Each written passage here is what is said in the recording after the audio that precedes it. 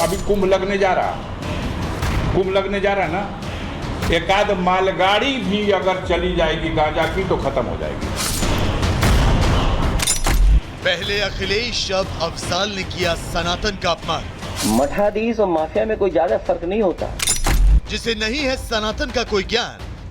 कुंभ लगने जा रहा ना, एक आध मालगाड़ी भी अगर चली जाएगी गांजा की तो खत्म हो जाएगी। वो अफजाल साधु संतों पर क्यों दे रहे हैं बेतुके बयान?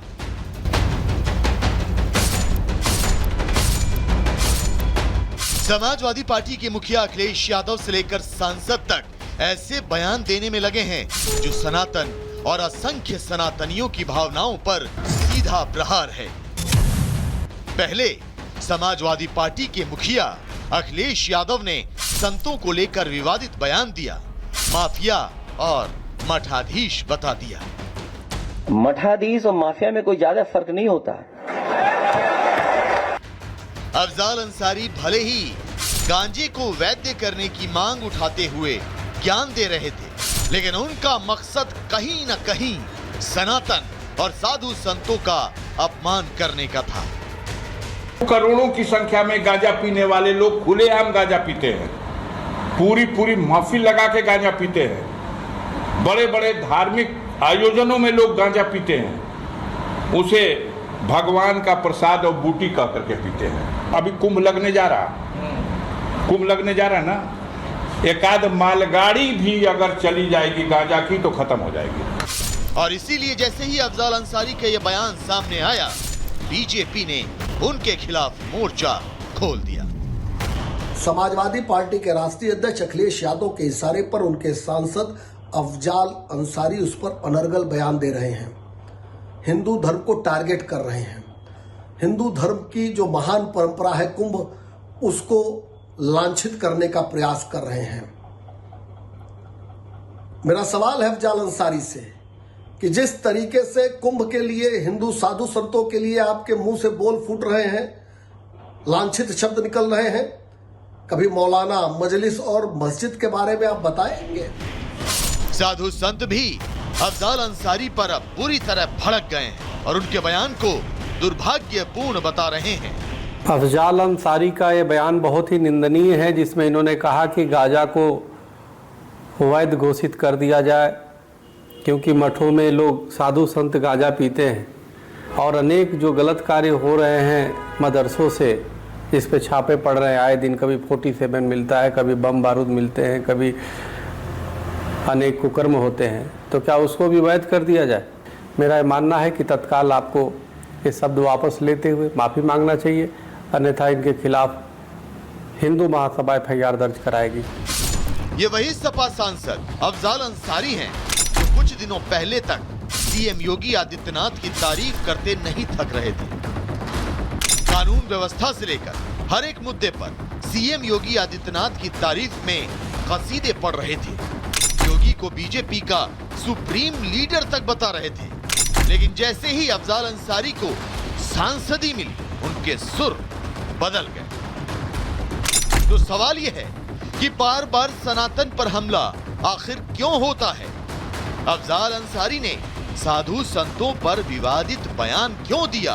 क्या उपचुनाव को देखते हुए अफजाल ने ऐसा बयान दिया? अफजाल के बयान पर अखिलेश यादव खामोश क्यों हैं? क्या अखिलेश अफजाल के साधु संतों पर दिए गए बयान का समर्थन करते हैं? ये तमाम सवाल हैं जो बीजेपी, साधु संत और सनातन को मानने वाले उठा रहे हैं। तो देखना यह होगा कि विवादित बयान पर समाजवादी पार्टी का क्या रुख होता है। Bureau report, Republic Bharat.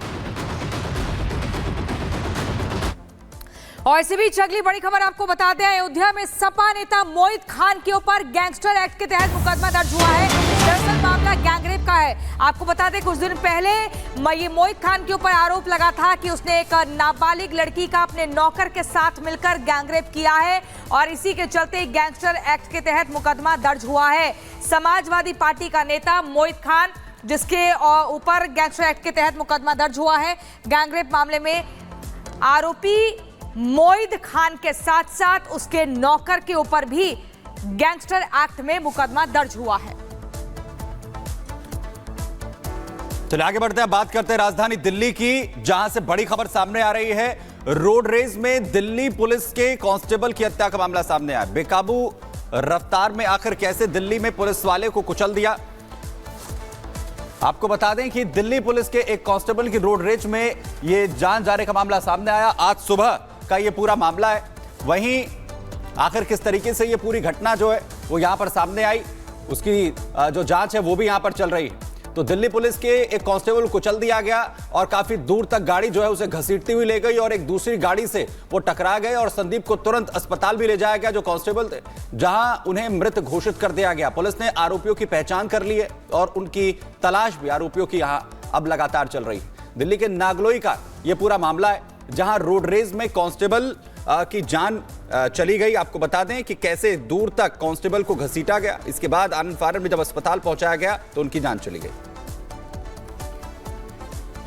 Delhi के नागलोई से एक चौंकाने वाली खबर निकल कर के सामने आ रही है। आपको जानकारी दे दें कि दिल्ली के नागलोई में एक कांस्टेबल ने जब शराब सप्लायर को रुकने का इशारा दिया तो शराब सप्लायर ने अपनी गाड़ी से उस कांस्टेबल को कुचल दिया।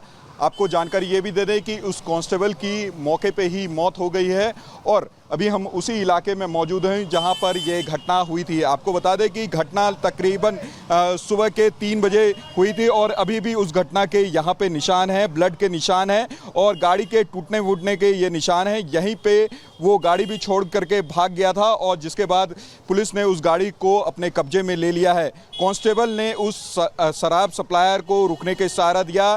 शराब सप्लायर ने अपनी गाड़ी की तेजी बढ़ाई, गति बढ़ाई और गति बढ़ाने के बाद उस कांस्टेबल को यहां पे रौंदते हुए भागने की उसके द्वारा कोशिश की गई।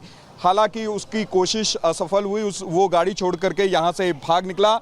और आपको जानकारी दें, ये वही इलाका है जहां पर यह घटना तकरीबन सुबह के 3 बजे हुई है और अभी हम उसी जगह पे मौजूद हैं। यहाँ पर लगातार ही पुलिस मौके पे पहुंची हुई है, छानबीन करने का काम कर रही है, सीसीटीवी खंगालने का काम कर रही है और देखने का काम कर रही है कि वो शख्स कौन था जिसने इस तरह की। लोमस हमारे संवाददाता इस खबर पर हमारे साथ जुड़ गए हैं। लोमस, लगातार आप बता रहे हैं कि सीसीटीवी कैमरे के जरिए तलाश चल रही है उस शराब सप्लायर की, जो दिल्ली पुलिस के एक कांस्टेबल को कुचलकर चला जाता है और फरार हो जाता है, जिसके बाद कांस्टेबल की मौत हो जाती है।